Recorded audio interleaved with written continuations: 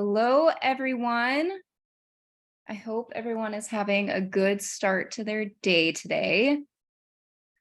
We're going to give it a moment as folks trickle in, but thanks for joining us for our next installment of our industry webinar series.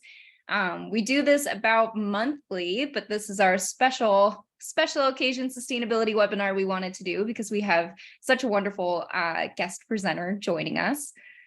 So thanks for joining again.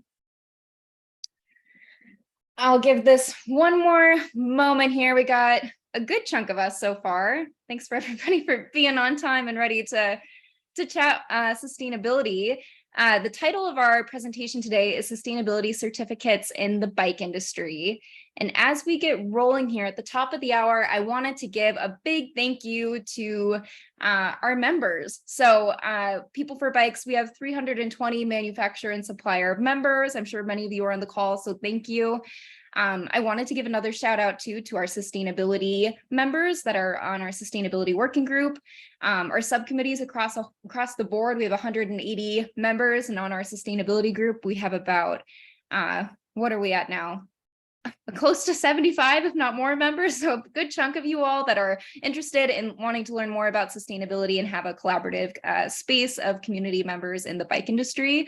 And we work on some really incredible things in tire and tube recycling, sustainable packaging, chemicals management, and climate, carbon accounting, all that good stuff. So if you're not already a member and you want to be in our sustainability working group or just learn about our extensive member benefits, please reach out. I'll drop my email in the chat and you can learn some more that way. But if you're already a member, thank you again for your continued support. So let's get into it. We have such an incredible presenter today, Dr. Scott Borden. Thank you so much for joining us to talk about sustainability certifications.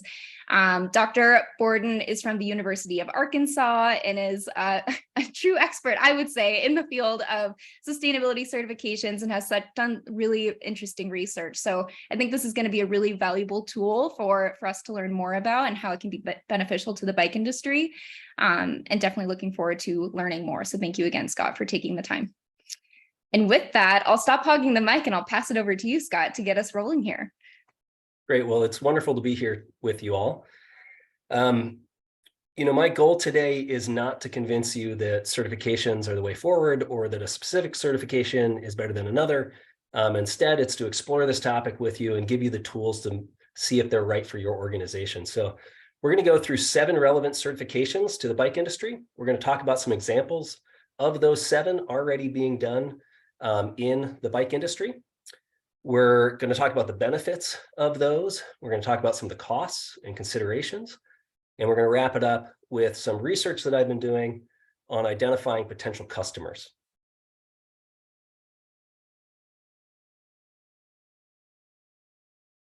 So I'm going to review for a lot of you, and I apologize, but we want to get on the same page about these 7 that we're going to talk about. The first one is BlueSign.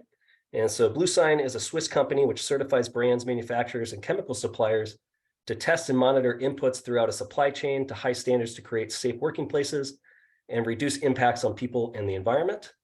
Down below that is Fair Trade. Fair Trade, a product with this certification, means that producers and businesses have met internationally agreed standards, which include prices that cover costs and investment, opportunities for pre-financing, long-term trading partnerships, and setting clear criteria for working conditions that reduce impact on people and the environment. USDA Organic is a stamp that is for farms and food. You're probably very aware of this one, but it says that the product has non-synthetic or natural substances and not using synthetic substances.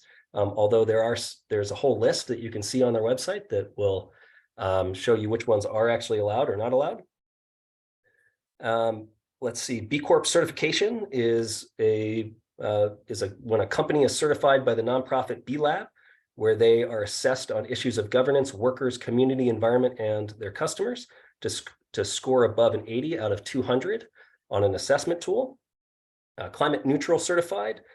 Companies with this certification must account for the greenhouse gas emissions for making and delivering their products and services and show how they are working to reduce them and compensate for them all every year. 1% for the Planet is actually a membership that demonstrates the organization contributes 1% of their annual net revenues to nonprofit charitable organizations that promote environmental conservation and sustainability. And finally, OEKO-TEX is a series of different certifications which test textiles and leather to demonstrate a lack of harmful substances to human health, and also have to do with workplace standards and standards around social and environmental aspects. So I'm sorry that was probably a review for many of you, but I wanted to make sure that we're all on the same page about that one. So let's go on to the next slide. So here are just a few examples of where these 7 are being used in the industry already, the bike industry. And I don't mean to have an exclusive list here. I know there are a lot of other companies that are certified and that are leveraging these. But here are just a few, and I'll just point them out here. Wild Rye in the top left is an outdoor female-owned women's apparel brand, which commonly targets mountain bikers. They're certified B Corp. They are climate neutral certified and a member of 1% for the Planet. Below that is Mountain Flow Eco Wax. Their first products were in ski wax, but they have moved into bike chain lube, degreaser, and other similar products made from 100% plant materials. And they're removing the forever chemical fluorocarbons from bike lubricants. They're certified B Corp, and they are USDA certified bio-based products, so that we're not going to talk about that one today. That is another certificate that they hold. Up there in the middle is Panorama Cycles, which is an independent bicycle company based in Canada dedicated to backcountry cyclists. They are climate neutral certified and a member of 1% for the Planet. Over on the right, there's Honey Stinger. It's an outdoor food and nutrition company, which commonly targets riders and has both conventional and organic products and ingredients. And then down below is Velocio, which is a bike apparel brand who is a member of 1% for the Planet and sources their materials from Blue Sign and OEKO-TEX approved fabrics. So the point of this slide is really to say that this is already happening in the bike industry, and that we're going to talk about it within that context. So not only have I gotten the opportunity to nerd out on research for the last 10 years on this subject, but I've also helped a variety of companies to gain certifications and go through that process. I also work for a benefit corporation certified investment bank, and we do mergers and acquisitions and capital raises with socially driven companies. And through those experiences, we've gotten to hear about the stories of these companies and some of the benefits that they've seen through the various certifications. The first one there in the upper left is that it can be a shield against claims of greenwashing. And so I think you're all familiar with what greenwashing means. And it can be a powerful shield to deflect against consumers that are upset about some of your claims. The next one there is meant to be green blush, and green blush is when companies or organizations don't talk about their great things that they're doing because they're afraid to stick their neck out there and have it chopped off. Instead, they just go about their business doing the right thing and don't talk about it. Well, certification can also not just be a shield, but can be an opportunity, a microphone for talking about those things in a way that is authentic. Another thing that we've heard, especially from small and medium enterprises, is that it can be motivational. It's a good reason to get up and get after it in making sure that you're following the standards of your certification. Another thing that is commonly stated is that it can be an auditing process, and that there can be a lot of resource savings found through those auditing processes, and that it can actually be an important tool that you would have paid somebody, a third party, quite a bit of money to consult with you on, and instead you're doing it yourself internally or through this process, and it can come out with some resource savings. Another one that we commonly hear is that it builds B2B trust. And so, we hear from companies saying things like, we got this contract because we had shared values and we could show those values through a certification. The last one here is about recruiting and retaining quality employees. I think, this has been really a hot topic lately. And certifications can be a foot in the door, certainly not the whole package towards that, but it can be a foot in the door in helping to recruit and retain better employees. However, we always get the question of, this is going to cost us some resources, and we're going to talk about costs in a second. Is the customer willing to pay? Is the customer willing to pay that extra cost that we're going to incur and eventually have to pass some of that off on to our customers? So that is a question that I can't answer for you specifically because I don't know your customer, but I am going to present some research coming up here that is going to explore that topic and hope to understand it better on targeting certain types of customers in this space. So this is the start to some research that was conducted when I was the director of the Outdoor Industry MBA program at Western Colorado University with my colleague with my colleague Madeline Fones. Madeline is affiliate director of marketing at the firm Rigor, which is an outdoor marketing company. And together we surveyed 1,040 US-based consumers. And we were interested in how they interact with certifications, especially in the purchasing area. And on the left, it's just to orient us as to what these certifications are. The middle are the fees. And these are very incomplete. There are really three things that you want to think about when it comes to cost with these certifications. The first one is, yes, these fees exist. Each one of these has a fee. And that fee ranges, but it is typically based on the cost of an audit and the cost of constantly coming back and monitoring. So that's a fixed cost. Other costs that are not fixed, that are quite flexible and hard to put a number on, are how much they penetrate into your business model. So do they, for example, change your supply chain? That could be pretty significant. Could they change your core product, or are they a peripheral product that you're selling? So it depends. Those costs depend on how much they penetrate into your business model. And then the last one is your size. Typically, the larger your company is, the more they pay for one of these certifications. Their stated benefits, those are the words that were used, the kind of what we would call notes that were used, that customers stated that these certifications made them think of. And then over there on the right, far right, is the customer recognition. And you can see that there's a pretty low customer recognition for some of them down towards the bottom. And certainly USDA and fair trade, I think that there's a lot that we can learn from what's going on in the food industry.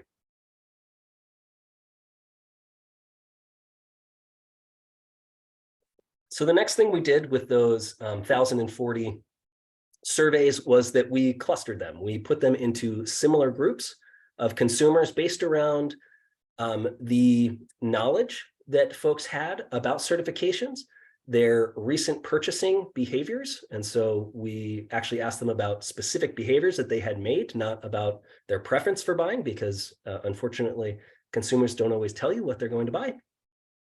And we also gauged their interest in how much they might change their purchasing behavior based on certifications. On the upper left-hand corner here are a group that is called Sally. And Sally is your core customer. It's the folks that are doing, they're more willing to purchase certified products, and they're very easily nudged. They need a little bit of education.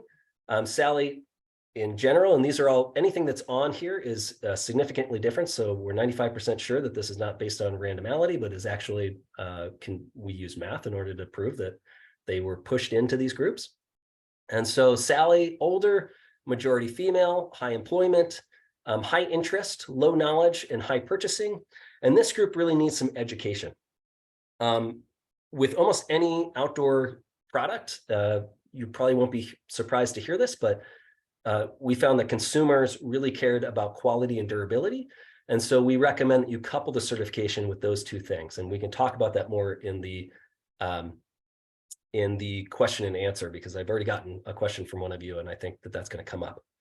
The next group here is Gen. And so the Gen group, younger, majority female, high unemployment, mild interest, some knowledge, and moderate purchasing.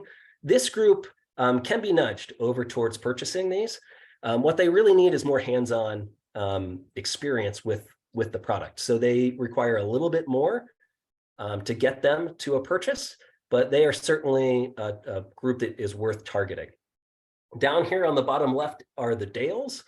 The Dale is the most interesting cluster to me because Dale, younger, majority male, high employment, mild interest, high perceived knowledge, and moderate purchasing. That perceived part, we actually asked these folks, we quizzed them on what the certifications meant and which companies, if they could identify them, that were certified. Dale could not do those things. Dale stated that group knew a lot about certifications, but really didn't. So we kind of caught him in the act. So I imagine Dale as, if you will allow me to say this, mansplaining about certifications quite a bit, and really only purchasing when it is something that looks good, when there's social capital to be gained from it, when they can look good from a purchase. And so this group, social media and product packaging, is what we would recommend. Jerry's, and I apologize to anyone here that is on the call named Jerry, but this group is not interested in buying certified products and isn't worth your marketing dollars, really, that are scarce and very valuable. So we would recommend just avoiding Jerry's. All right, another piece of research. So this is yet a different piece of research, which was conducted again at Western Colorado University, but analyzed at the University of Arkansas. So a little bit of collaboration there. This was done in collaboration with my colleague, Kelly Davis, the Director of Research for the Outdoor Industry Association, and one of my former students, Christina Cousins, who's the marketing manager at Hyperlight Mountain Gear. And here, what we did was we took an existing study from OIA, from the Outdoor Industry Association, which was their path to purchase. I highly recommend it. Great read, interesting insights into outdoor purchasers. And they found 7 different types of consumers within the outdoor space. And those segments are based on amount of time spent outside, so how often they recreate, and the types of recreation that they are involved in. You see that on the top, we have the achiever. It goes down to the outdoor native, all the way down to the sideliner, someone that's not very involved in the outdoor industry. So what we did was we wanted to learn more about the purchasing journey of these 7 groups. And so we took a sample of 407 and asked them to journal after, well, really during a purchase. So they're going to purchase an outdoor product. We asked them to do a journaling exercise where they answer a bunch of questions. Why did you come to this decision? What led you to it? What would be even better, etc. And that's a much richer way to study that area because, again, unfortunately, people don't always tell you what they're going to do. They might tell you something else, their best intention, but not their actual behavior that's going to happen. This is about actual behavior that's happening and understanding why. So two important takeaways here is that all segments here stated that sustainability was high, and therefore we can assume that they are willing to purchase based on it. That tells us something that I think all of us know, is that outdoor recreationalists are willing to pay certainly above the average US consumer for sustainability. However, we also found that the urban athletes and the aspirational core were significantly more likely here than the other groups. So what does this tell us? What do these two pieces together tell us? Does it tell us that if you have a bunch of Sallys and a bunch of Jens and a bunch of urban athletes and aspirational core buying your product, that a certification is the right decision for you? Maybe. I would say that it helps you to understand the types of consumers that are interested in the space. But most importantly, you need to know what makes your consumers tick and whether they would be willing to pay more for a certification and become more loyal to you based on that. All right, some takeaways here. So the first one is that there's precedent in your industry. This is already happening. And I would recommend to you that if you are interested in a journey down one of these sustainability certifications, that you go talk to a peer. Talking to peers is a great way to understand their journey, what went well, what didn't go well. Ask them hard questions and be ready for hard answers. The next takeaway here is that there's many benefits to certifications, but the ROI is hard to calculate because some of those things are softer, right? And they're very dependent upon your company and what you're trying to achieve. The next one is that costs correlate with penetration in the business model, the size of your business, and the type of certification that you're going after. And finally, again, I can't hit this home enough, but know your customers and understand if they value certifications. Hopefully, I've given you some insights here through that research, but that's no substitute for knowing your own customers.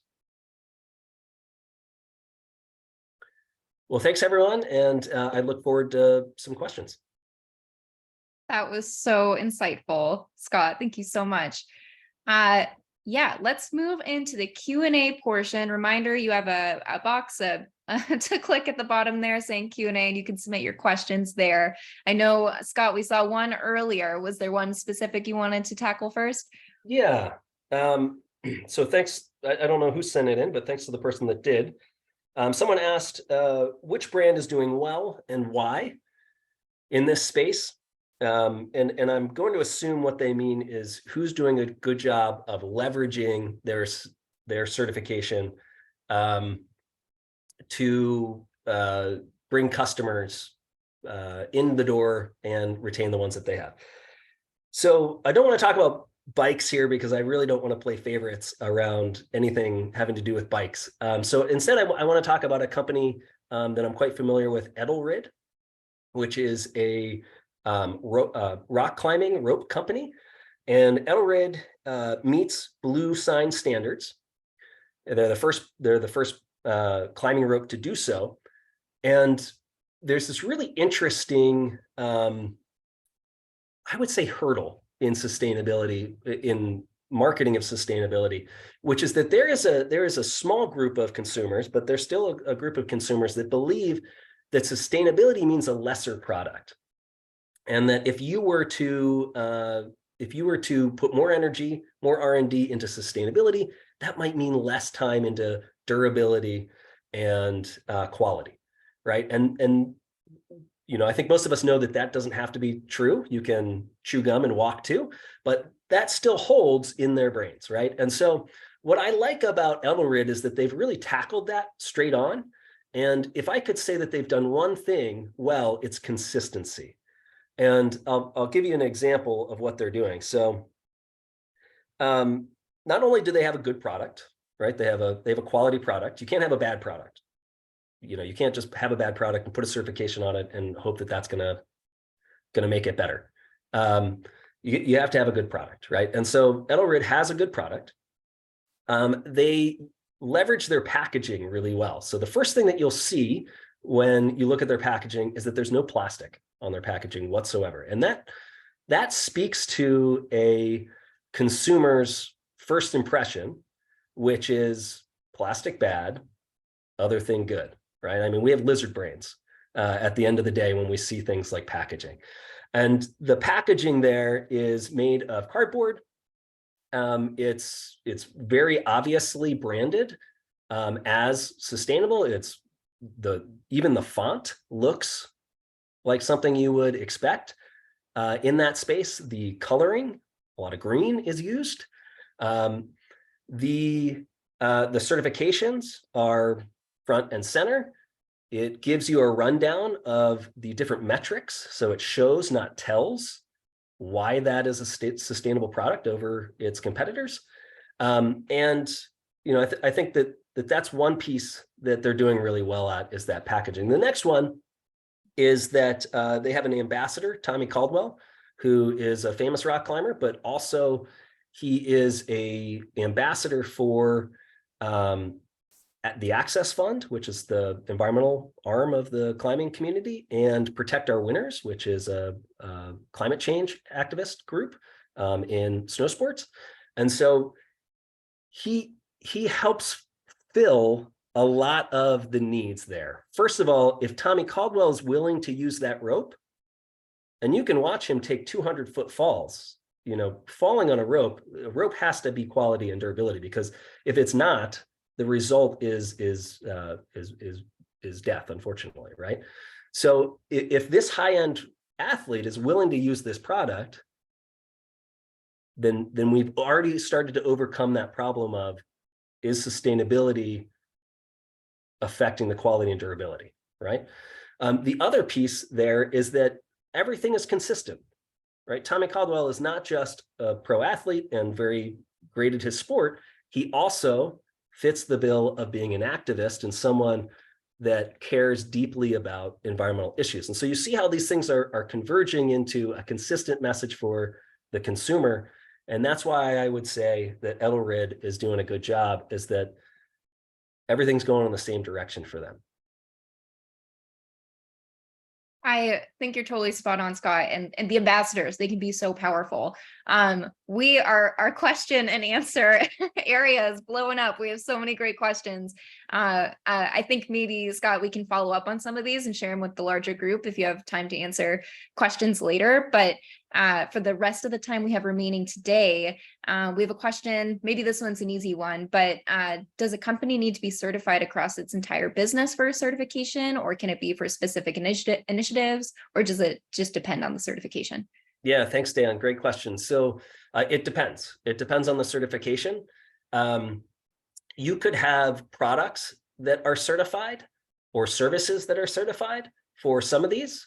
And for others, you can't. So for example, B Corp certification is for the entire organization. Actually, it's for the entire business. And I'm going to say business because it's for profit, not for nonprofit. 1% for the planet, it can be nonprofit. But you can be a nonprofit and be a member of 1% for the planet, is what I'm meaning to say there. But it depends. So Honey Stinger is a good example, I think, where they have some products that are conventional and some products that are organic. They even have some products where the whole product is not organic, but there are pieces that are organic. And organic is an interesting one. It's regulated through the USDA, and there are very specific rules. You cannot say that something is organic unless that specific thing is. And so it's very regulated as to what you can and cannot say. One that is, I'm going to go down that rabbit hole, though. There is one where you can say things. Words matter in the certification world. And so you need to be savvy about that before you get into it, and certainly before your marketing team gets into it. But to answer your question, it depends on the certification, but the long answer to a short question is yes. Great. There's also a question on auditing, specifically around fair trade, but maybe more generally too. Does the auditing process depend again on the certification, or is that usually a pretty big thing you're signing up for to stay in compliance? Yeah, great question. So again, it depends on the certification. If you go to the certifications websites, you can find all of that information. For benefit corporation certification, for example, every 2 years you get audited, and the auditing process is long. For that specific certification, there's actually a huge backlog right now, and so it can take. They were saying 4 months, but most recently I saw a company take a year to get through the process. And so it depends on the certification, long story short. But the auditing process in all of the ones that we've mentioned involve human beings, which is nice. You get to actually talk to a human being that works for that organization or for the government, and will help you to get through it and to answer the questions that you need to answer. I think just a recommendation, if you are going to go through an auditing process, is to a couple things. One, you really, the worst thing that you can do, the worst thing that can happen to me at least, is for my boss. I don't currently have a boss, but for my boss to say something like, "Hey, I have this great idea, and you should do it." What I would, highly encourage you to think about is how to change that to, "We have a great idea, and who wants to do it?"